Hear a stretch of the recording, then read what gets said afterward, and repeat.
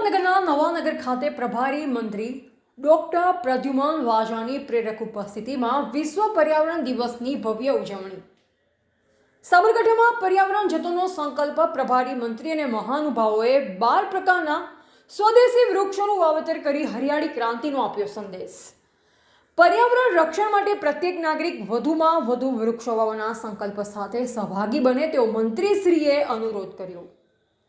સાબરકાંઠા જિલ્લાના હિંમતનગર તાલુકાના નવાનગર ખાતે 5 જૂન વિશ્વ પર્યાવરણ દિવસની ઉમંગભેર ઉજવણી કરવામાં આવી હતી.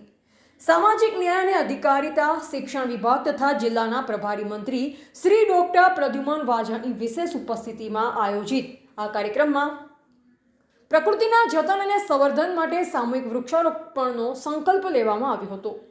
મંત્રીશ્રી આ અવસરે જિલ્લાના તમામ નાગરિકોને પર્યાવરણ દિવસની શુભેચ્છા પાઠવતા જણાવ્યું કે આવનારી પેઢીને સુરક્ષિત ભવિષ્ય આપવા માટે પર્યાવરણનું જતન અનિવાર્ય છે, જે માટે દરેક નાગરિકે વધુમાં વધુ વૃક્ષો વાવી તેના ઉછેરની જવાબદારી સ્વીકારવી જોઈએ. પર્યાવરણ જાળવણીના ઉમદા અભિયાન અંતર્ગત હિંમતનગરના નવાનગર તળાવની પાળે વિવિધ 12 પ્રકારના પરંપરાગત અને સ્વદેશી વૃક્ષાના રોપાઓનું વાવેતર કરવામાં આવ્યું. આ કાર્યક્રમમાં પ્રભારી મંત્રી શ્રી સહિત ઉપસ્થિત મહાનુભાવોના હસ્તે લીમડો, આંબો, ભદ્રાક્ષ, અર્જુન સાદર, પારસ, પીપળ અને સિંદૂર જેવા પર્યાવરણ માટે અત્યંત ઉપયોગી એવા સ્વદેશી છોડવાઓનું રોપણ કરી હરિયાળી ક્રાંતિને વેગ આપવાનો પ્રયાસ કરવામાં આવ્યો. આ કાર્યક્રમમાં સાબરકાંઠાના સાંસદ શ્રી શોભનાબેન બારૈયા, હિંમતનગરના ધારાસભ્ય શ્રી વીડી ઝાલાની ગરિમામય ઉપસ્થિત રહી.